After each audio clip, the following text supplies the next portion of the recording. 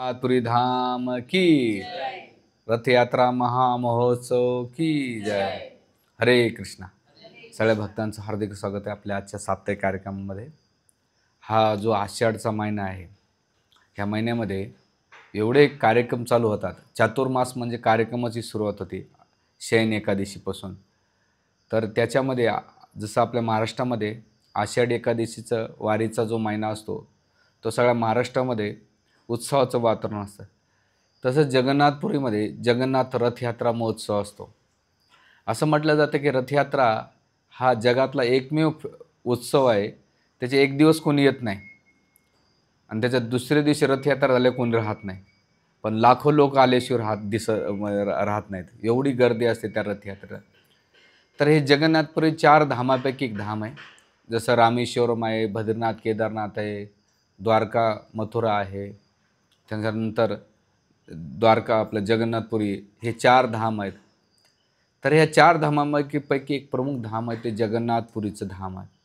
तर हे जगन्नाथपुरीची धामाचं असं म्हटलं जातं की तिरुपतीमध्ये भगवंत पैसे कमवायला जातात, नुसतं डोनेशन. रंगनाथ मंदिरामध्ये भगवंत झोपतात, आराम करतात. त्याच्यानंतर बद्रीनाथमध्ये भगवंत तपस्या करतात. भगवंताला नृत्य करायचं असेल, डान्स करायचा असेल तर वृंदावनमध्ये जातात. लोकांना शिस्त लावायची असेल, डिसिप्लिन लावायची असेल तर भगवान रामचंद्राचा अवतार आहे. त्याच्यानंतर भगवंताला भजन ऐकायचं असेल तर कमरेवर हात ठेवून नाद ब्रह्म म्हटलं जाते, ते पंढरपूरला भगवंत भजन करतात. आणि त्याच्यानंतर भगवंताला पैसा कमवायचा तिरुपतीला, आणि अन्न ज्याला प्रसाद खायचा असतं तर भगवंत दिवसभर त्यांचा हात ओला असतो, ते 56 भोग म्हणजे जगन्नाथपुरीला. म्हणजे तिरुपतीला काय करतात, पैसे कमवतात, पंढरपूरला भजन ऐकतात आणि जगन्नाथपुरीला भोजन प्रसाद खातात. असं म्हटलं जातं जगन्नाथपुरीमध्ये नुसता प्रसाद जरी ग्रहण केलं तरी माणसाचा उद्धार होतो. तर असे जगन्नाथजी ह्या भौतिक जगात कसे अवतरित झाले, त्यांच्या काय सुंदर लीला आहे आणि ही रथयात्रा उत्सव याचा इतिहास आपण पाहूया. जगन्नाथपुरी असं धाम आहे, असं म्हटलं जातं की आपण त्याचं नुसतं स्मरण जरी केलं जगन्नाथपुरी धामाचं जाण्याच्या पहिले, तरी त्याच्या जीवनातले लाखो पाप जळून भस्मसात होतात, असं पद्मपुराणामध्ये म्हटलेलं आहे, स्कंदपुराणामध्ये म्हटलेलं आहे. म्हणजे नुसतं स्मरण केलं तरी.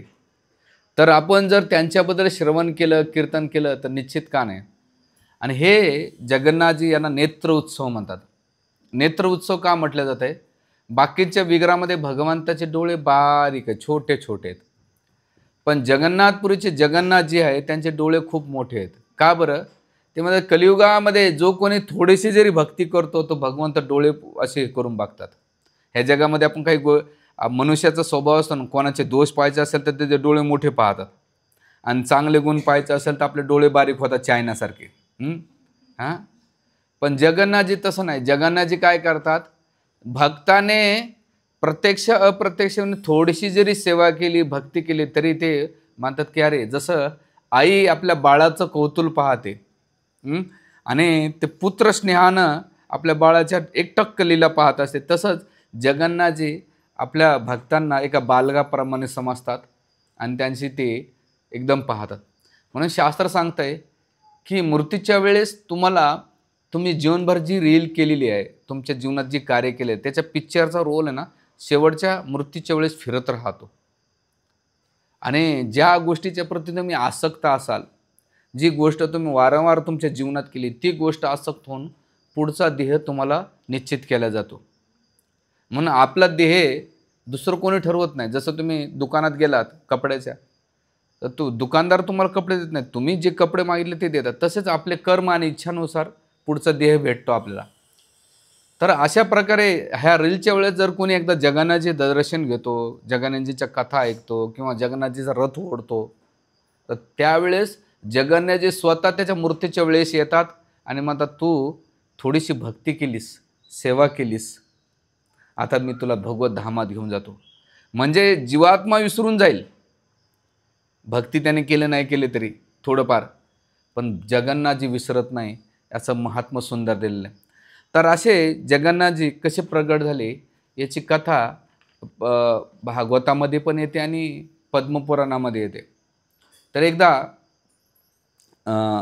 जगन्नाथ आपलं याच्यामध्ये द्वारकेमध्ये सगळ्या राण्या भगवान कृष्णा म्हणायचे की आम्ही एवढे 50 वर्षापासून आम्ही तुमची सेवा करतो आणि एवढं सेवा करून सुद्धा तुम्ही आम्हाला प्रिय होत नाही. तर रात्री तुम्ही हे राधाराणी, हे ललिता, हे मधुमंगल, हे श्रीदामा, यशोदा मैया, नंद बाबा आणि तिथल्या ब्रजवासींचं स्मरण करून तुम्ही रात्रचं विरह भावामध्ये रडत असतात. आणि मग त्याच्यामध्ये 2 ज्या राण्या होत्या, रुक्मिणी माता आणि सत्यभामा, यांना कुतूहल झालं की आम्ही एवढे सेवा करतोय, त्यांना प्रसन्न करण्याचा एनेकेने प्रयत्न करतो, तरी पण हे जे द्वारकाधीश संतुष्ट होत नाही. एक दिवस सकाळी रुक्मिणी आणि सत्यभामाने भगवान कृष्णाला हट्ट धरला की तुम्ही ज्यांचे नावं घेतात ते कोण आहेत आणि त्यांचा तुमचा काय संबंध आहे आम्हाला सांगा. तुम्ही रात्रचा राधा राधा राम म्हणत असतात, त्याच्याबद्दल आहे का? त्यावेळेस भगवान कृष्ण म्हटले की मला सुधर्मा सभेला जायचं नाही. मग रुक्मिणी आणि सत्यभामा म्हटले नाही, तुम्ही उशीर झाला तरी चालेल, आज आम्हाला सांगा. ते नाही म्हणले, महत्त्वाचं काम आहे, मला जावंच लागेल, मी आल्यानंतर सांगतो. पण रुक्मिणी पहिल्यांदा हट्ट धरलेला होता. सत्यभामा तर नेहमी भांडती, कारण ती सगळ्यात कडक शिस्त पद्धतीची बायको. मग त्यावेळेस म्हटले आता मग एक काम करा, तुम्हाला जर ह्या गोष्टी ऐकायच्या असेल, मला समजून घ्यायचं असेल, तर तुम्ही रोहिणी माताकडे जा. रोहिणी माताने वृंदावनच्या सगळ्या लीला पाहिल्या आणि त्या प्रत्यक्ष तिथं होत्या. आणि मग ह्या त्या 8 राण्या मेन प्रमुख होत्या.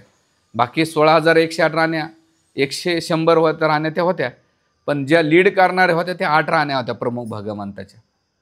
आणि मग ह्या सगळ्या रोहिणी माताकडे गेल्या आणि रोहिणी माताला सांगितलं की आम्ही एवढे वर्ष कृष्णाची सेवा करतो, त्यांना प्रसन्न करण्याचे अनेक प्रकारे, म्हणजे ते उठण्याच्या पहिले आम्ही उठतो, ते झोपण्याच्या पहिले त्यांना पहिले झोपवतो, नंतर आम्ही झोपतो. दिवसभर त्यांच्यासाठी एक गोष्ट अशी नाही की आम्ही त्यांना प्रसन्नासाठी काही करत नाही. तरी पण जे द्वारकाधीश आहेत, आमचे पती आहेत, ते संतुष्ट राहत नाही. रात्री हे राधाराणी, हे ललिता, हे विशाखा, हे श्रीदामा, सुदामा, मधुमंगल, यशोदा मैया, नंद बाबा, जे ब्रजवासी आहेत त्यांचं स्मरण करून नाही का ते विलाप करीत राहतात आणि त्यांचं कुठं चित्त राहत नाही. आम्ही असं कोण्या गोष्टीमध्ये कमी पडलो आहे की जे द्वारकाधीश आहे ते आमच्याशी प्रेम करत नाही किंवा आमच्या सेवेने ते संतुष्ट होत नाहीत, आम्हाला याचं कारण जाणवायचं. त्यावेळेस रोहिणी माता म्हटली की हे रुक्मिणी, सत्यभामा, मित्रवंदा, जामवंती, कालिंदी, की जे ब्रजवासींचं प्रेम आहे ना ते कुणी समजू शकत नाही. तिथले प्रत्येक भगवान जे कृष्ण आहेत ते साधारण गोप वेशामध्ये राहतात. साधारण त्याने कमरेला नाही का फेटा बांधलेला असतो, एक मोरपक कमरेला नाही का बासुरी लावलेली असते, रोज गाईला घेऊन जायचा. आणि ह्या प्रेमामध्ये त्यांना सगळे वृंदावनवासी जे वृद्ध आहेत त्यांना एका बालकाप्रमाणे प्रेम करतात. त्यांना असं वाटत नाही की हे कृष्ण यशोदामाई नंदबाबाचा पुत्र आहे, तो हा आमचाच पुत्र आहे. ज्या तरुण गोपी आहेत त्यांना साक्षात मदनाचा पुतळा समजायच्या आणि त्या प्रेमिका म्हणून त्यांच्याशी व्यवहार करायच्या. आणि जे नंद बाबा, यशोदा मैया, त्यांचा स्नेह तर एवढा होता. आणि जे गोप सखा होते ते भगवान कृष्णासोबत मस्ती करायचे, कुस्ती खेळायचे, नाना प्रकारच्या खेळामध्ये तल्लीन व्हायचे. एवढंच नाही तर जेवढे गायी आहे त्या गायी नाही का जोपर्यंत कृष्णाला बघत नव्हत्या तोपर्यंत पाण्यातून दूधसुद्धा सुटत नसायचं, कारण त्यांना असं वाटायचं कृष्ण आमचं वासरूच आहे. तिथले जे पशुपक्षी आहेत ते पशुपक्षी जोपर्यंत भगवान कृष्णाला बघत नसायचे, भगवंताची बासुरी ऐकत नसायचे, तोपर्यंत ते चोचीचा दाना आहे ना ते स्वीकार करत नसायचे. जे वृक्ष असायचे ते कृष्णाच्या स्पर्शासाठी आतुरतेने वाट बघायचे, चेतन अवस्थेमध्ये यायचे, प्रत्येकाला हवंसं वाटायचं कृष्णाला. आणि जी यमुना व्हायची ते कृष्णाच्या बासुरी ऐकून नाही का तिचा जो वेग आहे तो स्थिर व्हायचा. जे दगड असायचे ते वितळून जायचे. असं ह्या वृंदावनवाशांचं जे ब्रजवासी आहेत, सजीव असो का निर्जीव असो, ते कृष्णाला केवळ प्रेम करतात. त्यांच्यामध्ये कृष्णाशिवाय दुसरं कोणतंही, प्रेमाशिवाय दुसरं काही नाही. त्या सगळ्यांचा केंद्रबिंदू कोण आहेत? कृष्ण आहेत. म्हणून हे मित्रमंदा, हे जामवंती, हे सत्यभामा, हे रुक्मिणी, तुमच्या प्रेमामध्ये विघटन आहे. तुमचं प्रेम ऐश्वर्याच्या प्रती आहे, तुमचं प्रेम मुलांच्या प्रती आहे, तुमचं प्रेम साम्राज्याच्या प्रती आहे, तुमचं प्रेम विखुरल्या गेलेलं आहे, त्यामुळं कृष्णाचं मन तुमच्याशी लागत नाही. तुम्ही ऐश्वर्यामध्ये प्रेम करतात आणि जे ब्रजवासी आहेत ते माधुर्यामध्ये प्रेम करतात. आणि माधुर्यामध्ये जो तो भक्त त्या त्या भक्तांमध्ये प्रेम करायचं. विशेष करून जे वृंदावनच्या गोपी आहेत ते कृष्णाला केवळ आणि केवळ एवढं प्रेम करायच्या, ते प्रेमाची कल्पना आम्ही नाही करू शकत. आणि मग केल्यानंतर जेवढं वर्णन केल्यानंतर सगळ्या राण्या म्हटल्या की आम्हाला नाही का कृष्णाबद्दल ऐकायचं आहे, त्यांच्या बाल्यापासून आम्हाला तुम्ही सांगा. आणि मग जेव्हा असं वर्णन करतात तर त्यावेळेस रोहिणी माता म्हणते की इथं नाही करायचं, आपण जे काही कथा करणार आहोत ती कथा आपण नाही का दुसऱ्या ठिकाणी करूया. कोणत्या ठिकाणी? की ज्या ठिकाणी कृष्ण आणि बलराम येणार नाहीत अशा ठिकाणी आपण जाऊन करूया. आणि मग त्यावेळेस सगळे राण्या 16,108 राण्या काय करतात, सगळीकडे जमतात. आणि सगळीकडे जमल्यानंतर तिथे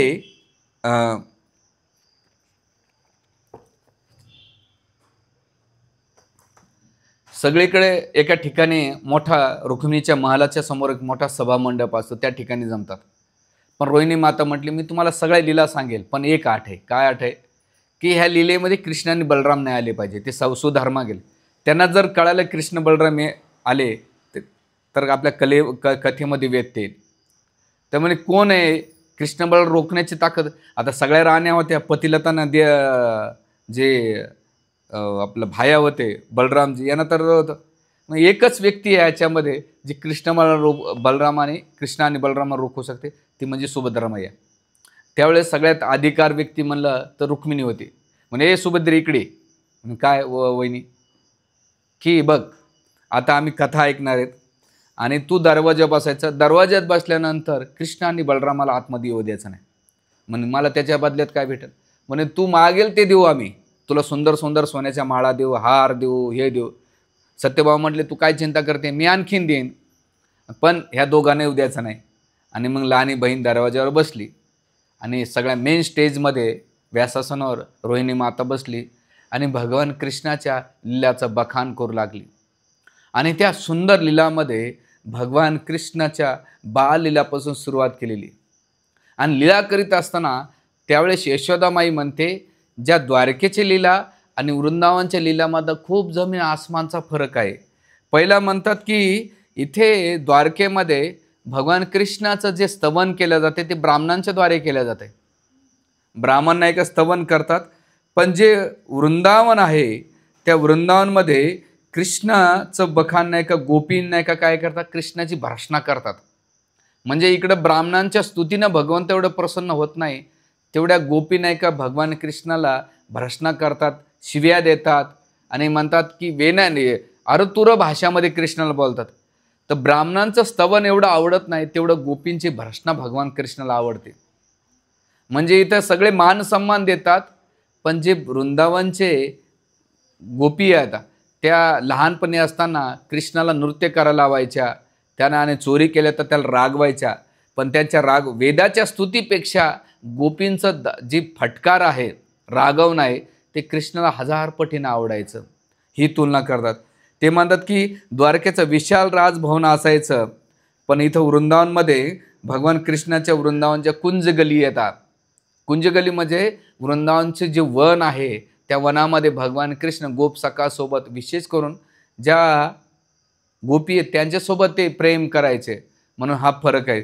तिसरा फरक सांगतात की इथं समुद्राच्या लाटा आहेत त्या माणसाला आकर्षित करतात, पण त्यापेक्षा यमुनेचा जो पाणी आहे त्या सुंदर निळ श्यामवर्णी जलामध्ये भगवंत विहार करायचे. आणि विहार कसं करायचे? आपल्या गोप सखासोबत विहार करायचे, गोपीसोबत विहार करायचे. त्यांना समुद्राच्या लाट आवडत नाही, तेवढं यमुनेचा नाही का जे जलविहार ते आवडायचं. हे तुलना करतात. तिसरी तुलना करतात की समुद्र द्वारका चारी बाजूनं नाही का समुद्राला वेढलेली आहे, पण इथं वृंदावन आहे ना केवळ फूल फळं लता वनाने आणि सुंदर सुंदर गोष्टीने नाही का वृंदावनला वेढलेलं आहे. म्हणजे कृष्णाला समुद्राने एवढं आकर्षित करू शकत नाही, इथला लता वेली वृक्ष गायी पशु पक्षी हरणं मोर यांचं एवढं भगवान कृष्णाच्या बाजूला ते आवरून झालेले आहेत. तर द्वारकेपेक्षा वृंदावनमध्ये त्यांचं मन अटकलेलं आहे. त्याच्यानंतर ते म्हणतात की द्वारकेमध्ये दास दासी सेवा करायला आहेत, पण इथे जे गोप सखासखी आहेत ते भगवंतासोबत नाही का मस्ती करतात, दंगा करतात, ही तुलना करतात. त्याच्यानंतर ते म्हणतात की इथे कृष्णाची ऐश्वर्य भावात सेवा करतात. म्हणजे कृष्ण हे स्वामी आहेत, द्वारकाधीश राजा आहेत आणि तुम्ही दासी म्हणून सेवा करतात. पण वृंदावनमध्ये तसं नाही. कृष्णाला सेवा करायला लावतात, त्यांच्याकडून ते करून घेतात आणि त्यांच्याशी त्यांचा भाव कोणता असतो? साख्य रसाचा असतो, दास्य रसाचा नसतो, वात्सल्य रसाचा असतो, माधुर्य रसाचा असतो. ते द्वारकेमध्ये भगवंताला पाहायला भेटत नाही, अनुभव करायला. इथे वृंदावनमध्ये द्वारकेमध्ये अष्टपट राणी आहेत भगवान कृष्णाच्या, पण वृंदावनमध्ये भगवंताच्या गोपी येतात. कोणत्या? अष्टसखी. त्या अष्टपटी राणेपेक्षा अष्टसखी ज्या आहेत, राधाराणी, ललिता, ललिता, विशाखा, इंदुमती, चित्रलेखा, अशा नाना प्रकारच्या ज्या गोपी येतात, त्या गोपींचं जे प्रेम असायचं, ज्या लीला असायच्या, त्यांना नाही का जास्त त्याचं चित्त तिथं आकर्षित असायचं. आणि हा फरक सांगतात. त्याच्यानंतर इथे द्वारकेमध्ये शत्रूशी युद्ध करायला कृष्ण करायचे, पण तिकडे कृष्ण काय करतात? आपल्या गोपसखासोबत नाही का मस्ती करण्यामध्ये, हारण्यामध्ये त्यांना आनंद भेटायचा. आणि त्यानंतर भगवान कृष्ण इथे द्वारकेमध्ये मी कृष्णाची आहे ही भावना असायची, पण वृंदावनमध्ये काय? कृष्ण माझे आहेत. मी कृष्णाचा असणं पण कृष्ण माझे असणं हा फरक सांगितला जातो. म्हणजे जिथं मी येतो तिथं कृष्ण निघून जातात. म्हणून आपल्या जीवनामध्ये मी आणि माझं याच्यामध्ये फरक आहे. तर गोपी काय करायचे? कृष्ण माझे आहेत आणि माझे म्हणजे वैयक्तिक प्रॉपर्टी झाली आणि मी तुमचं झालं, मी तुमचं आहे. पण त्यानं स्वीकारलं तर मी तुमचा होईल, त्यानं स्वीकारलं नाही तर तुम्ही तुमचं होऊ शकत नाही ना. पण कृष्ण माझी वैयक्तिक प्रॉपर्टी, म्हणजे तिथे प्रत्येकजण स्वतःची प्रॉपर्टी समजत होतं. म्हणून भक्तांची खरी प्रॉपर्टी कोण आहे माहिती आहे का? भगवान कृष्ण आहे आणि त्यांचं नाम आहे, त्यांचं गुण आहे, त्यांचं रूप आहे, ही खरी प्रॉपर्टी सोबत येणार. आणि मग केल्यानंतर तिथे भगवान देवकी वात्सल्य भावून भगवान कृष्णावर मांडीव घ्यायची, पण तेवढं प्रेम नसायचं देवकीचं. पण इथे यशोदामाई कृष्णाला काय करायची? दोरीनं बांधून ठेवायचे, एवढा त्याचा अधिकार असायचं. त्याच्यानंतर इथे उद्धव आदी सखागण कृष्णाला आदेश द्यायचे, स्वामी म्हणून त्यांच्या भावनेचं पालन करायचे. पण इथे श्रीदामा, सुदामा, सुबल भगवान कृष्णाला खांद्यावर आवरून करायचे. आणि इथे वृंदावनमध्ये भगवान कृष्णाची द्वारकाधीश म्हणून पूजा करायचे, चरण धूळ करायचे, पण इथे कोणी पूजा करत नसायचं. अशी सुंदर तुलना यशोदामाई ह्या दोघांची करते.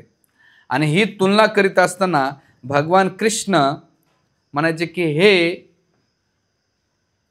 मित्रमंदा, जामवंती, रुक्मिणी, सत्यभामा, की कृष्ण कसे बालपणापासून लीला केले आणि मग रोहिणी माता जन्माल्यापासून कृष्ण कसे जन्माला आले, त्यांनी यमुना, नंदबाबा, यशोदा, वसुदेवाने यमुना पार केली आणि मग इथून कसे त्यांनी 6 दिवसाचे असे पुतनाचा वध केला, तूर्णावत, अगासूर, बकासूर अशा नाना प्रकारच्या केल्या. त्याच्यानंतर भगवंताने रासलीला केली. एवढ्या सुंदर लीला ऐकत असताना सगळ्या गोपी आपल्या ज्या राण्या आहेत त्या लीलेमध्ये एवढ्या तल्लीन प्राप्त झाली की त्यांना कोणतंही भान नसायचं. आणि मग जेव्हा ही कथा रंगात आली कृष्ण बलरामाची, तर सगळ्या गोपी नाही का भावविभोर झाल्या होत्या, कारण त्या साक्षात त्या गोष्टीचा अनुभव करत होत्या की कदाचित आम्ही असलं असतं तर आम्हाला किती भाग्य लाभलं असतं की आम्ही साक्षात कृष्णाच्या सोबत असलो असतो, पण आमचं दुर्दैव असं की आम्ही द्वारकेमध्ये येत. आणि मग त्या लीलेमध्ये करीत असताना त्यावेळेस कृष्ण आणि बलराम आले. ते म्हणते की रोहिणी माता कथा सांगतात आपल्या राण्यांना, आपण जाऊया. जसे आल्यानंतर जी सुभद्रा होती ती दरवाजावर होती, आतमध्ये प्रवेश नाही दिला. ते म्हणले तुम्हाला इथं थांबावं लागेल, कारण की रोहिणी माताचा आदेश आहे आणि मी तुम्हाला जाऊ देणार नाही. कृष्ण बलराम म्हणले आता बहिणी पुढे चालत नाही. म्हणले ठीक आहे. आणि मग कृष्ण आणि बलराम सुभद्रा मैया मदत असते. एका उजव्या बाजूला नाही का डाव्या बाजूला बलरामजी आणि उजव्या बाजूला कृष्ण उभा राहतात. आणि त्या कथा जेव्हा कृष्ण ऐकत होते बाललीला आपल्या खूप सखांचं नाव घेऊन, एवढे भावावर झाले, महाभाव प्राप्त केला. आणि महाभावावर झाल्यानंतर अचंबित होऊन त्यांचं शरीर आखोडल्या गेलं, त्यांचे हात आतमध्ये गेले, त्यांचे पाय वरती गेले, डोळे मोठे झाले आणि अचंबित होऊन त्या कथा ऐकू लागले. आचार्य म्हणतात की भगवान कृष्णापेक्षा भगवंताच्या लीला महान आहेत, की ज्या भगवंताला आकर्षित करतात. म्हणून साधकांसाठी सगळ्यात मोठी समाधी कोणती असेल तर ती मोठी समाधी आहे की भगवंताच्या कथेमध्ये तल्लीनता प्राप्त होणं. आणि जेव्हा ही तल्लीनता कधी येईल, जेव्हा आपल्यातली जीवनातली विषय वासना संपेल ना, इच्छा आकांक्षा कमी होतात, तेव्हा कृष्णाच्या लीलेमध्ये आकर्षण वाढेल. नाहीतर आपण काय करू, कृष्ण लीलेमध्ये आपल्याला एवढं आकर्षण नाही आहे जेवढं भौतिक गोष्टी ऐकण्यामध्ये आकर्षण आहे. भौतिक गोष्टींच्या प्रती आकर्षण आहे तेवढं आकर्षण आपल्याला भगवंताच्या लीलेमध्ये नाही. म्हणून आपल्या साधकांची समाधी आहे की भगवंताचे लीला ऐकणं. कोण कथा करतं हे महत्त्वाचं नाही, कथा कशा ऐकाय भेटतं हे महत्त्वाचं आहे. बऱ्याच वेळा माझा अनुभव असा आहे की लोक ब्रह्मचर्याला ऐकतात, संन्यासाला ऐकतात, पण ग्रस्ताचं ऐकत नाही. हे ही मेंटॅलिटी कधीच नसली पाहिजे. कथा ह्या स्टेजवर बसतो ना, आता व्यासदेव काही ग्रस्त आपलं ब्रह्मचारी नव्हते, संन्यासी नव्हते, ते ग्रस्त होते तुमच्यासारखे. सौनकादी ऋषी हे पण काही जे ग्रस्त होते. कथा कोण करतं हे मत, जसं बऱ्याच वेळा अनुभव आहे, जेव्हा तुम्ही प्रसाद सर्विंग करतात ना, ते वाढणाऱ्याकडे कधीच बघत नाही. प्लेटमध्ये काय पडतं हे लोक बघतात. कमी जेव द्या, ते वरतो बघतो कोण आहे कमी टाकल्यानंतर. माझा तर अनुभव आहे मंदिरात, म्हणजे कमी टाकलं की वरती बघतो, नाही तर बघत नाही. म्हणजे वाढणारे काही घेण्यात नाही, ते बघतो की आयटम कसा भेटेल.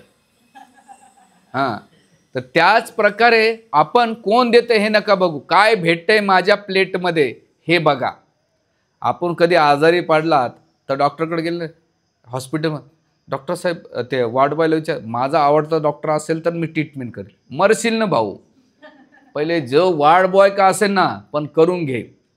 तर त्याच प्रकारे कृष्ण कथा स्पेशल डॉक्टरकडूनच ऐकावं असं नाही.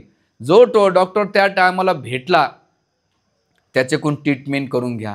कारण भौतिक जगातली जी चेतना आहे, तुम्ही किती कथा ऐकू द्या, भौतिक संसारात गेल्यानंतर तुमची बुद्धी खाली यायला वेळच लागत नाही. म्हणून नित्य नियमानं आपण श्रवण कीर्तन ऐकलं पाहिजे, की कथा केल्या पाहिजे, कथा ऐकल्या पाहिजे भगवंताच्या. जेवढं तुम्ही कथा ऐकता तेवढं तुम्हाला आकर्षण होईल. आणि मग ह्या कथा भगवंत एवढे तल्लीन झाले की ते रूप भगवंताचं, जगन्नाथ, बलदेव, कृष्ण, बलरामजी आणि सुभद्रा मैया महाभावामध्ये गेले, त्या तल्लीनतेमध्ये प्राप्त केली. आणि त्यावेळेस नारद मुनींचं आगमन झालं. नारद मुनींचं आगमन झाल्याबरोबर नारद मुनी बघतायत की इथं सुंदर कथा आहे. आणि भगवंत म्हणतात, यत्र गायंती मत भक्ता तत्र तिष्ठामि नारदा. नारद ज्या ठिकाणी माझे भक्त भजन कीर्तन करतात त्या ठिकाणी मी निवास करतोय. भगवंताला, आपल्या नारद मुनीला याचा साक्षात्कार झाला. म्हणून भगवंत तुम्हाला जर आकर्षित करायचे, भगवंताला जवळ अनुभव घ्यायचा असेल तर ज्या ठिकाणी भगवंताच्या कथा आणि भगवंताचे कीर्तन होते त्या ठिकाणी भगवंतच येतात. आणि जिथं कथा कीर्तन होत नाही तिथं भगवंताचा निवास होत नाही. म्हणून आपल्या जवळ करायचं. म्हणून एक तुकाराम महाराज म्हणतात ना, नामसंकीर्तन साधन पै सोपे, जळतील पापे जन्मांतरीचे, न लागे जाव्या वनांतरा, सुख येतो घरा नारायण. म्हणजे कधी येतं, भगवंताचं नाव घेतलं तर भगवंत नारायण घरी येतात. म्हणजे वनात जाण्याची गरज नाही, तुम्हाला तप करण्याची गरज नाही. ज्या ठिकाणी कथा कीर्तन होतात त्या ठिकाणी भगवंत येतात. आणि अशा प्रकारे जेव्हा नारद मुनी बघतात की इकडे कथा आहे आणि भगवंताचं रूप पाहून नारद मुनी भावविवर होतात. आणि केल्यानंतर त्यावेळेस ते समाधी अवस्था म्हणा, नारायण नारायण, किती सुंदर कथा चालू आहे. अहो भाग्य, आज मला हे सुंदर मी पाहिलं. तर कृष्ण आणि बलराम आणि सुभद्रा मैया जो महाभाव असतो त्याच्या बाहेर येतात. आनंद म्हणतात, नारद मुनी विचारतात, काय पाहिलं? म्हणजे भगवंता, मी जे रूप पाहिलं ते आतापर्यंत न भूतकाळात होतं ना भविष्यात पाहायला भेटणार असं रूप मला पाहायला भेटलं. त्यावेळेस कृष्ण एवढे प्रसन्न झाले, म्हटले की हे माझा जो भाव येण्याचं कारण एकच आहे की ज्या लीला आहेत, ज्या वृंदावन आहे, वृंदावनचं जेव्हा मी नाव ऐकतो त्याच्यामध्ये मी भावविवर होऊन जातो, मी भौतिक गोष्टीच्या बाहेर होतो. आता भगवंत भौतिक गोष्टी, मग त्यावेळेस नारद मुनी विचारलं तुम्हाला काही वरदान मागा. त्यात नारद मुनी मला एकच वरदान द्या की हे भगवंता, जे मी जे रूप पाहिले ते ह्या बद्ध जीवांना, जे भौतिक संसारामध्ये अटकलेले लोक आहेत त्यांसाठी हे तुम्ही रूप प्रगट करा. त्यावेळेस भगवान कृष्ण नारद मुनीला आश्वासन देतात की आता द्वापरयुग संपल्यानंतर कलियुग येईन आणि त्या कलियुगामध्ये हे माझं रूप आहे जगन्नाथ, आपलं कृष्ण बलराम आणि सुभद्राचं रूप तुला जगन्नाथ बलदेव आणि सुभद्राच्या रूपामध्ये तुला पाहायला भेटेल. आणि मग हे इथे रूप झाल्यानंतर त्या कथेमध्ये सगळ्या कथा झाल्यानंतर इथे इंद्रद्युम्न नावाचा राजा, याची पण मोठी स्टोरी आहे. ते नीलाचल नावाच्या एका जंगलामध्ये होते, तिने नीलाचल रूप होतं. आणि मग इंद्रद्युम्नच्या 5व्या पिढीमध्ये, ब्रह्माजीच्या 5व्या पिढीमध्ये इंद्रद्युम्न नावाचा एक राजा आला. आणि आल्यानंतर भगवंत त्याच्या स्वप्नात गेल्यानंतर याची खूप मोठी स्टोरी आहे. ते म्हटले की तुला ज्या भगवंताच्या विग्रहाचं दर्शन घ्यायचं की समुद्राच्या काठी एक ओढका येईन, लाकूड येईन, त्यापासून तू काय करते विग्रह करून घे. आणि मग ते लाकूड आणलं. कशाचं लाकूड असतंय? लिंबाच्या झाडाचं. त्याला दारूक म्हणतात. आणि मग ते आणल्यानंतर तू याचे विग्रह बनव. आणि त्यावेळेस त्यांनी ते लाकूड आणल्यानंतर जेव्हा आपल्या जे शाळा आहे त्याच्यामध्ये ठेवल्यानंतर तिथे एक कारागीर प्रगट झाला. आणि हा कारागीर कोण होता? साधारण नव्हता, विश्वकर्मा होता. तो आल्यानंतर ते म्हटले मी विग्रह बनवेल, पण एकच अट आहे. काय अट आहे? की हे विग्रह बनवता याचं जर कोणी बाधा आणली तर त्यावेळेस मी अदृश्य होईल. आणि मग त्या जी रंगशाळा आहे त्याला आवरण केलं. आणि इंद्रद्युम्न राजाला एवढी उत्कंठा झाली की आता विग्रह. आणि मग रोज जिथं त्या ज्या रंगशाळेच्या आजूबाला ते फिरायचे. असं करता खूप दिवस झाले. आणि खूप दिवस झाल्यानंतर एक दिवस पाहिलं की जी रंगशाळा आहे विग्रह बनवण्याची, तिथून आवाज येत नाही. म्हणून उत्सुकतेपोटी तिथं काय झालं, त्याने दरवाजा उघडला. आणि उघडल्यानंतर पाहिलं तर ती विश्वकर्मा अदृश्य झाले. आणि अदृश्य झाल्यानंतर भगवान जगन्नाथ बलदेव सुभद्रा मायाचं जे आरचे विग्रह आहेत ते अर्धवट राहिले. जसं आहे अर्धवट रूप पाहिल्यानंतर इंद्रद्युम्न राजा रडू लागले की अरे मला माझी उतावळापणा, मला थोडंसं मी सांभाळू शकलो नाही. आणि भगवंताचं हे रूप काय, आणि एवढं शोक करू लागले, विलाप करू लागले. त्यावेळेस भगवंताची आकाशवाणी झाली. ते म्हणले राजा इंद्रद्युम्न शोक करू नकोस, इथे जे तू रूप पाहत आहे ते कलियुगाच्या उद्धारासाठी हेच रूप असणार आहे. आणि मग त्यावेळेस इंद्रद्युम्न राजाने ह्या विग्रहांची स्थापना, जगन्नाथपुरी जे श्री मंदिर आहे त्याची स्थापना केल्यानंतर तिथे जगन्नाथजीला 56 भोग लागला जातो. याचं पण डिटेल्सवर आता आपला रथयात्राचा मेन उत्सवाकडे यायचं आहे. आता ही रथयात्रा केल्यानंतर भगवंताच्या प्रसन्नासाठी ज्येष्ठ पौर्णिमा, म्हणजे आता जी गेलेली ज्येष्ठ पौर्णिमा, स्नान यात्रा म्हणजे चालू आता 15 दिवस, म्हणजे आता 27 तारखेला भगवंत श्रीजी मंदिराच्या बाहेर येतात आणि स्नान घातल्या जाते. वर्षातून एकदाच भगवंताला, बाकीच्या महिन्यामध्ये आरशामध्ये स्नान घातल्या जाते. आरशामध्ये म्हणजे जगन्नाथ बलदेव सुभद्राला समोर ठेवतात, तिथं आरसा ठेवतात आणि आरशामध्ये पाहून अभिषेक केला जातो. शास्त्रामध्ये याचे विधी दिलेले आहे. आणि मग अशा प्रकारे जेव्हा स्नान यात्रेच्या दिवशी भगवंताला स्नान घातल्या जाते, 108 नद्यांचं पाणी त्याच्यामध्ये मेडिसिन्स. आपल्या नाशिकमध्ये इंद्रनगरमध्ये जगन्नाथ मंदिर आहे, तिथं आम्ही गेलो होतो आत्ताच ज्येष्ठ पौर्णिमेच्या दिवशी. आणि केल्यानंतर भगवंत आजारी पडतात. आणि आजारी पडल्यानंतर तिथे भगवंत मेडिसिन्स घेतात आणि एका रूममध्ये भगवंत 15 दिवस आराम करतात. आज बी तुम्ही त्या जगन्नाथ मंदिरात जाता तर मागच्या रूममध्ये भगवंत रोज झोपलेले असतात. त्यांना वेगवेगळे प्रकारचे काढे, औषधं, मेडिसिन दिल्या जातात आणि सात्विक फूड दिलं जातं. एक नास्तिक लोकांना विश्वास नाही, एक व्यक्ती जगन्नाथपुरीमध्ये गेला, असं कसं काय? तर ते काय असतं ना डॉक्टरचं पाहायला, थर्मोमीटर, त्याने चेक केलं, भगवंताचं टेम्परेचर जाणवलं. जे नास्तिक असेल तरी जगन्नाथजीचा अनुभव करता येते. म्हणून अध्यात्म समजायचं असेल ना, अध्यात्माला मटेरियलिस्टिक मेंटॅलिटीने कधीच समजू शकत नाही. भौतिक उपलब्धी तुमच्याकडे किती आहे, तुमचं भौतिक नॉलेज किती आहे, भौतिक PhD किती, हे भगवंताला नाही पाहू शकत. भगवंताला जाणायचं असेल तर भगवंताच्या प्रति प्रेम असल्याशिवाय तुम्हाला तो अनुभव करता येत नाही. आणि तुम्ही भौतिक अहंकार घेऊन जाता तर भगवंताचं न रूप होणार, भगवंताचं रूप न पाहायला भेटणार आहे, न भगवंताचा अनुभव भेटणार आहे. म्हणून अध्यात्म समजायचं असेल तर श्रद्धा, विश्वास ह्या गोष्टीवर भगवंताचा तुम्ही अनुभव घेऊ शकतात. अशा प्रकारे भगवंत जे 15-16 दिवस राहतात आणि आता येणाऱ्या 27 तारखेला रथयात्रा आहे, त्या दिवशी भगवंत रथयात्रेमध्ये बसतात. आता ही रथयात्रा का चालवली, कशासाठी चालवली, याची सुंदर कथा आहे की भगवान कृष्ण एकदा खगरा सूर्यग्रहण होतं आणि म्हणून सगळे जे द्वारकावासी येतात, भगवान कृष्णाचे 16,108 राण्या, देवकी, वसुदेव, त्याच्यानंतर रोहिणी माता आणि सगळे द्वारकावासी, भगवंताचे पुत्र. आता भगवान कृष्णाला पुत्र किती होते? 16,108 राण्या, आणि प्रत्येक राणीपासून 9 पुत्र आणि 1 कन्या होती आणि प्रत्येकाचं लग्न झालं होतं.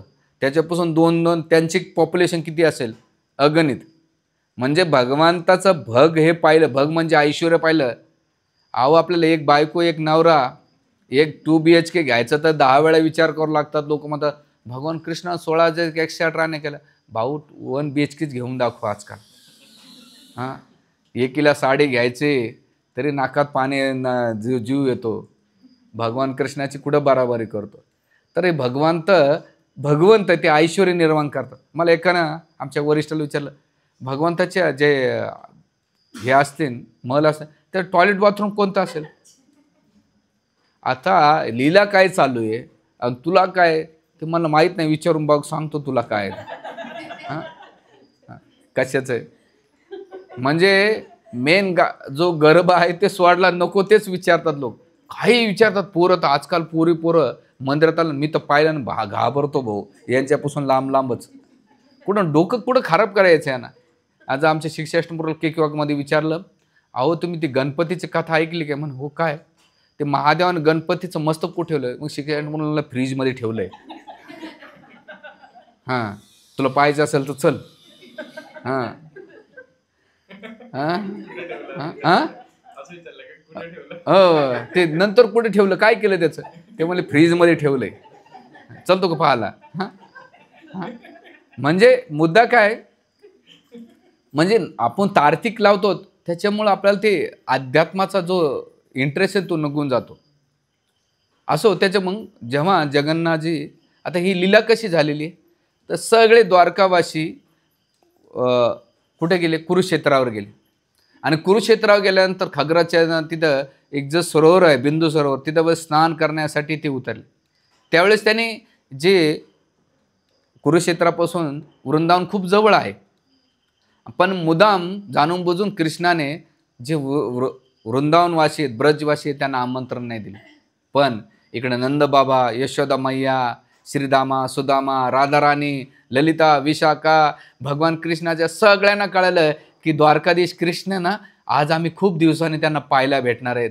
आणि न आमंत्रण भेटता सगळेजण आपल्या गाई जे गाडी बैल सजवले आणि त्याच्यामध्ये कृष्णाला आवडते पदार्थ लोणी, त्याच्यानंतर दूध, दही, नाना प्रकारचे व्यंजन, यशोदामाईनं संदेश, रसगुल्ला, गुलाबजाम असे नाना प्रकारचे व्यंजन म्हणून घेतले. कृष्णाला हे आवडतं, कृष्णाला ते आवडतं. असं करून नाही का सगळेजण बैलगाडे वृंदावन नाही का कुरुक्षेत्राला पोहोचले. पोहोचल्यानंतर तिथे भगवान कृष्ण आपल्या राण्यांसोबत, वसुदेव, देवकी, तिथं त्याच्यानंतर ऋषीमुनी आलेले. कोणते? नवयोगेंद्र आले, वशिष्ठ मुनी, वेदव्यास, पांडव आले, कुंती महाराणी आले. सगळे एकूण भेटतात, एकूण आलिंगन करतात, चर्चा करतात. आणि तो माहोल एवढा होता की कल्पनेच्या बाहेर. सगळे देवदेवता आले आणि ऋषीमुनी आले. ऋषीमुनी कशाला आले? म्हणजे आम्ही हिमालयात एवढी तपस्या करतो, ज्याच्यासाठी तपस्या करतो तोच कुरुक्षेत्रामध्ये आलेला आहे. मग इकडे तिकडे जाण्याची गरज काय? कुरुक्षेत्राला गेलं तर कृष्णाचं दर्शन होईल. वशिष्ठ मुनी, विश्वामित्र मुनी, असं ऋषीमुनींचं खूप विस्तृत वर्णन केलेले. आणि मग इकडे यशोदामाई आणि नंदबाबाला जी उत्सुकता होती, तर मग आता आम्ही जाणार आणि कृष्णाला पाहणार. आणि जसे कुरुक्षेत्रामध्ये पोहोचल्यानंतर कृष्णाला ही बातमी कळाली की वृंदावन नंद बाबा, यशोदा मैया, गोपसखी, माझे मित्र गोपसखा आलेले आहेत. जसं कृष्णाने ऐकल्याबरोबर कृष्ण सगळ्या राजसभेमध्ये नाही का तिथे ऋषीमुनी त्यांचं गुणगान करत होते. त्यांच्या राण्या त्यांची सेवा करत. भगवान कृष्णाने सगळ्या गोष्टीचा विचार न करता सगळ्या सभेमधून भगवंत पळत सुटले. आणि पळत सुटल्यानंतर ज्या ठिकाणी यशोदा मैया आणि नंदबाबाचा नाही का जो मोठा रावट्या होत्या, त्यांचा बसण्याचा जो ठिकाण होतं त्या ठिकाणी पोहोचले.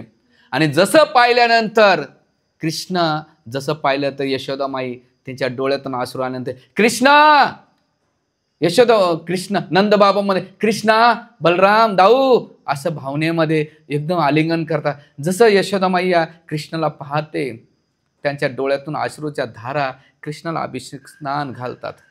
आणि कृष्ण यशोदा माईला नाही का अभिषेक करतात. त्या ब्रजवाशांचं जे प्रेम आहे, प्रत्येकाला असं जे राण्या ज्या गोपी होत्या त्या गोपी डोळ्यातून अश्रूच्या धारातून कृष्णाला मनोमन अभिषेक घालू लागले. आणि कृष्णा, हे लाला कसा आहेस रे तू, आता तू खूप मोठा झालायस.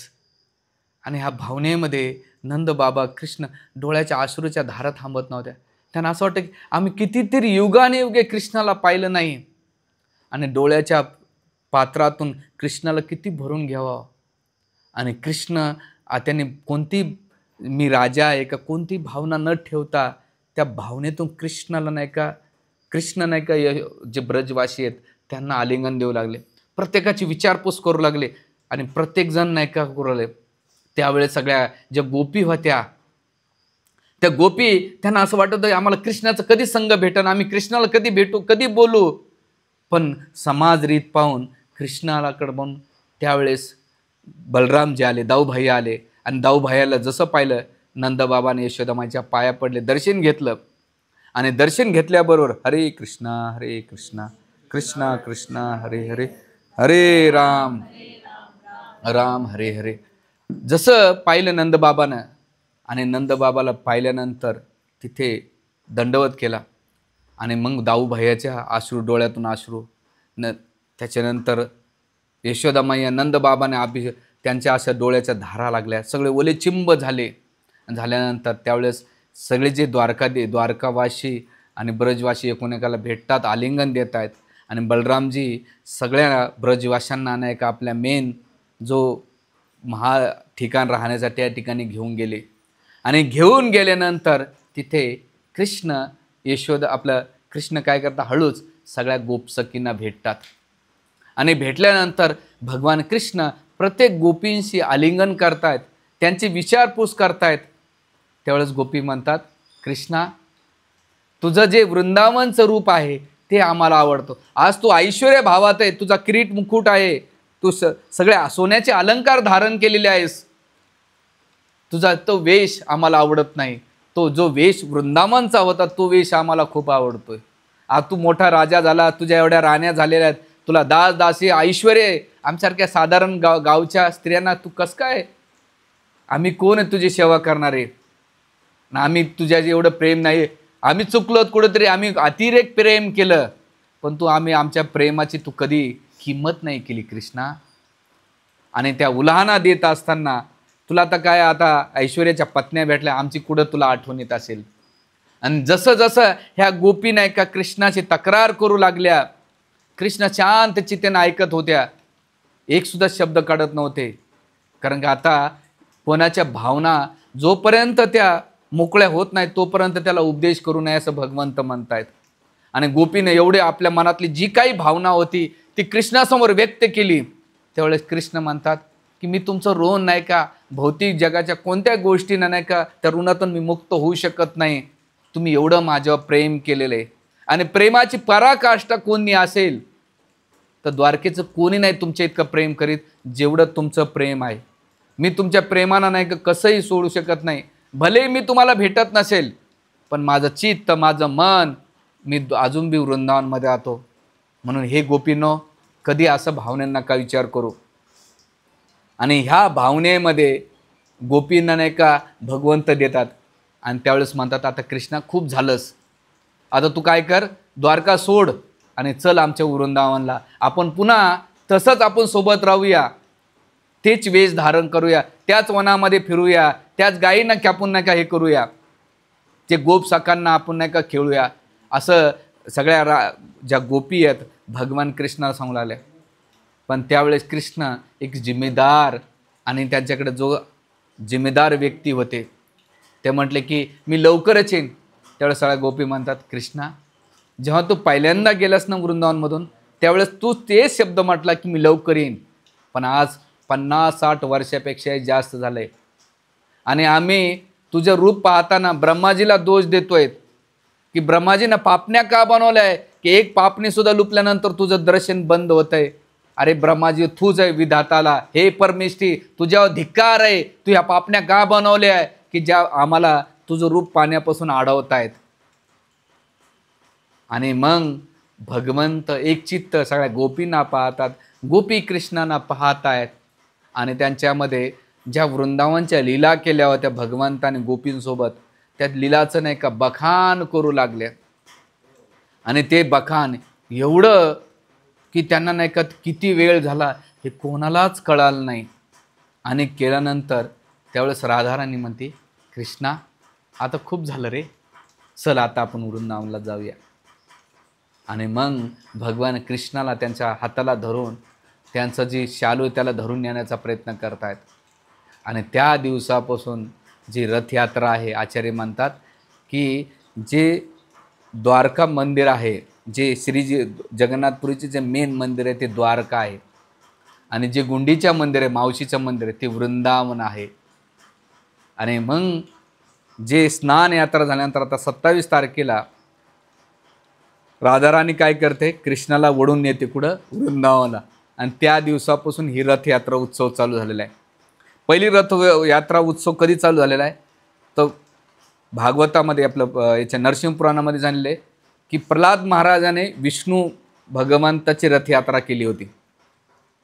दुसरी रथयात्रा आचार्य सांगतात की भविष्यांतर पुराण हरिभक्तिविलासमध्ये सांगतात की दुसरी रथयात्रा आहे ना उत्थान एकादशीच्या दिवशी चालू झालेली आहे. तिसरी रथयात्रा उडुपीमध्ये कृष्णाची चालू झालेली आहे. आणि सगळ्यात मोठी आणि जुनी रथयात्रा असेल तर जगन्नाथजी पद्मपुराणामध्ये सगळ्यात जुनी रथयात्रा असेल ती जगन्नाथपुरीची रथयात्रा. म्हणजे जगन्नाथजी रथामध्ये बसतात. पहिला रथ कोणाचा असतो, बलरामजींचा. दुसरा रथ कोणाचा असतो, सुभद्राचा. आणि सगळ्यात शेवटचा रथ कोणाचा असतो, जगन्नाथजीचा. तर रथ वाढणे म्हणजे काय, राधाराणीला सपोर्ट करणं. राधाराणीला आपण नाही राधाराणीचे भगत होतो की राधाराणी मदत करतो. राधाराणी म्हणती कृष्णा आता वृंदावनला चल. म्हणून आज बी तुम्ही उडीसामध्ये जातात ना, उडीसाचे लोकल लोक रथयात्रेच्या दिवशी नसतात का, ते म्हणतात की आमच्या जगन्नाथजीला आमच्या काल्याला वृंदावनला घेऊन चाललेत पण आम्ही नाही. पण जेव्हा रिटर्नची यात्रा असते ना, सगळे उडीसाचे लोक असतात की आमच्या कृष्णाला वृंदावनमध्ये आता आम्ही द्वारकेला घेऊन जातोय. म्हणून उडीसाचे जास्त 100% लोक रिटर्नच्या यात्रेमध्ये असतात, जाण्याचे येताना नसतात. तुम्ही किती लोकांना ऐकलं माहीत नाही. मी पहिल्यांदा विचारलं लोकांना, म्हणे हमको नाही जाता, हमारे तो काले हमको छोड़ के जा रहा है, हम क्यों उसको भेजे. आता त्यांचा भाव खूप मोठा आहे. आज बी जगन्नाथजीला ते काठी दाखवतात, कालिया चल कालिया चल. हां, किंवा कालेला ते फटके पण देतात. आपल्याकडे तेवढी ताकद नाही की आपण त्यांना दंड देऊ शकेल. आणि मग त्या दिवसापासून ते रथयात्राचा. म्हणून त्या दिवशी आता राधाराणीचा का आपण रथ वाढायचा, कारण ह्या जगामध्ये बापाचं लक्ष लेकरांकडे नसतं. सगळ्यात जास्त लक्ष कोणाचं असतं, आईचं असतं. तर आई कोण आहे, आपले राधाराणी आहे. जेव्हा आपण राधाराणीला मदत करतो तर राधाराणी म्हणते माझं लेकरू मला मदत करते. तर त्यावेळेस आईचं प्रेम साहजिक आपल्या लेकरावर असतंय. त्यावेळेस राधाराणीला रथ ओढणं म्हणजे राधाराणीची मदत करणं, राधाराणीची कृपा प्राप्त करणं.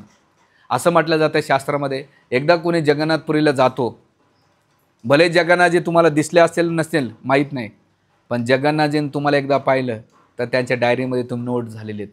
त्यांच्या रथाला कोणी पाहिलं, त्यांच्या रथाची दोरी जरी वडली, राधाराणी नोट करते की या भक्ताने रथयात्रामध्ये भाग घेतलेला आहे. आणि हा फेस्टिवल कृष्णा बलरामजी वडण्याचा आपल्या नाशिकमध्ये 2 ठिकाणी निघते. आडगाव नाक्याला सकाळी 10 वाजता आणि दुपारून 1 वाजता सगळ्यात मोठी आणि मोठे जगन्नाथ बलदेव सुभद्रा असतात. जे जगन्नाथपुरीच्या ट्रेडिशनल पारंपरिक असते ती इंद्रनगरमध्ये निघते मोदकेश्वर मंदिरामध्ये. तर तुम्ही सगळेजण येऊ शकतात. तर ह्या रथयात्राचा महोत्सव तेव्हापासून चालू झालेला आहे आणि म्हणून त्या दिवशी तुम्ही जगन्नाथजीला काहीतरी फळ अर्पण केले पाहिजे, पुष्प अर्पण केले पाहिजे. जेवढा रथ वाढताय रथासमोर नृत्य केलं पाहिजे. क्या जगन्नाथजी त्या राधाराणीच्या की वृंदावनमध्ये चाललेत कृष्ण, ह्या भावविवर भावावस्थेमध्ये नृत्य केलं पाहिजे. आणि हे केल्यानंतर तिथे या रथाचं वर्णन असं म्हटलेलं आहे, रथे वामनं दृष्टा पुनर्जन्म न विद्यते. एकदा जरी तुम्ही रथयात्राला पाहिलं, स्पर्श केला, पुनर्जन्म न विद्यते, पुन्हा तो ह्या जगामध्ये जन्म घेत नाही. भगवंत इथे तुम्हाला आश्वासन देत आहेत. म्हणून ते म्हणतात की प्रत्येक व्यक्तीनं जगन्नाथजी दयाळू कृपाळू. का बरं येतात जगन्नाथजी बाहेर?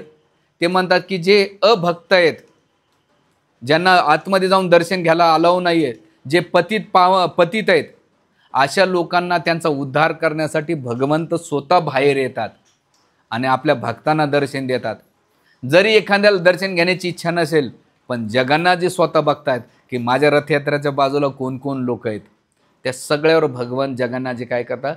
कृपा वर्षाव करतात. वर्षा कशी करतात? पावसाची जशी वर्षा असते तशी भगवान जगन्नाथजींची वर्षा आपल्या भक्तावर असते. म्हणून इथं आचार्य म्हणतात की प्रत्येक व्यक्तीनं ह्या रथयात्रेमध्ये भाग घेतला पाहिजे. आणि घेतल्यानंतर जगन्नाथजीच्या रथाचं वर्णन असं केले जातं आहे की जगन्नाथजीचा रथ आहे ना, त्याला रथाचं नाव आहे, प्रमुख देवता आहे रामकृष्ण. त्या रथाचं नाव आहे नंदीघोष जगन्नाथजीचं. ह्या रथाची चाकाची संख्या आहे 16 आणि ह्या कळसावर नाही का चिन्ह चक्र गरुड लाल रंगाचं पिवळा आहे. ध्वजावरला चिन्ह गरुड ध्वज आहे. वेदीपासून रथाची उंची 23 हात आहे. चाकाची परीघ 5 हात आहे. सारथ्याचं नाव आहे दारुक मातेली. रथाचा रक्षक आहे ते नरसिंह आणि घोड्याचा रंग आहे श्वेत, पांढऱ्या रंगाचे भगवान जगन्नाथजीचा रथ. जे सुभद्राचा रथ आहे ते सुदर्शन आहे त्याच्यानंतर याचा रथाचं नाव आहे देवदलन दर्पदलन. याच्या चाकाची संख्या 12 आहे. रथाचा कळसावरले जे चिन्ह आहे पद्मचिन्ह आहे. रथाचा रंग आहे लाल काळा आणि दिलेला आहे. त्याच्या ध्वजावरला चिन्ह जे आहे पद्मध्वज. ह्या रथाची वेदीपासून आहे 21 हात, परीघ आहे 4 हात आणि सारथ्याचं नाव आहे अर्जुन आणि देवदत्त. कारण सुभद्राचा रथ कोण हाकतंय? अर्जुन, पती असल्यामुळं. आणि रथाचा रक्षक कोण आहे? वनदुर्गा. आणि घोड्याचा रंग कोणता आहे? पिवळा. आज बी तुम्ही रथ बघता तुम्हाला हे कलर पाहून लक्षात आलं पाहिजे. आणि बलदेवचा रथ कोणता आहे? प्रमुख विग्रह मदन मोहन. त्याच्यानंतर त्यांच्या रथाचं नाव आहे तालध्वज. चाकाची संख्या आहे 14. त्याच्यानंतर त्यांच्या परीघ आहे लाल चिन्ह. रथाचा रंग आहे लाल आणि हिरवा पोपट. त्यानंतर ध्वजावरला रंग आहे लागल ध्वज. वेदीपासून रथाची उंची आहे 22 हात आणि परीघ आहे 4 हात. सारथ्याचं नाव आहे शुभधोम्न. रथाचा रक्षक आहे अनंत आणि घोड्याचा रंग आहे काळा. हे रथ आहे 3. आणि दुसरं जगन्नाथजीच्या घोड्यांचे नाव आहेत सूक्ष्मा, रोचिका, मोचिका, अमृत. सुभद्राच्या घोड्याचे नाव आहे नावे आणि प्रतीक अधर्म, अज्ञान, अपराजित, ज्योतिने. बलदेव स्थिरा, सिद्धा, धृती आणि स्थिती हे त्यांच्या घोड्याचे प्रतीक आणि त्यांच्या मागचं तत्त्वज्ञान दिलेलं आहे. तर हे रथयात्राचं महत्त्व दिलेलं आहे. म्हणून तुम्ही जेव्हा रथयात्राच्या समोर जातात एक मंत्र म्हणायचा. हात जोडा सगळ्यांना आणि मागे म्हणण्याचा प्रयत्न करा. नीलाचलाय निवासाय नित्याय परमात्मने मे बलभद्राय सुभद्राभ्यम जगन्नाथाय ते नमना. नीलाचलाय निवासाय नित्याय परमात्मने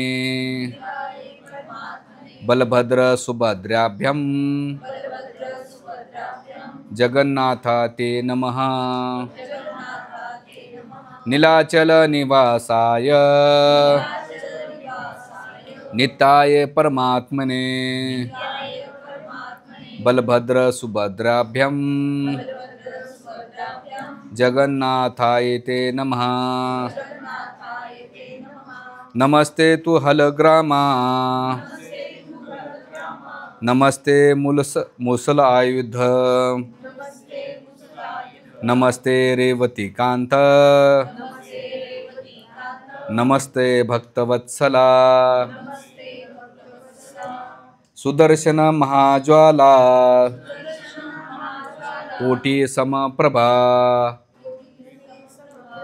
कोटि समप्रभा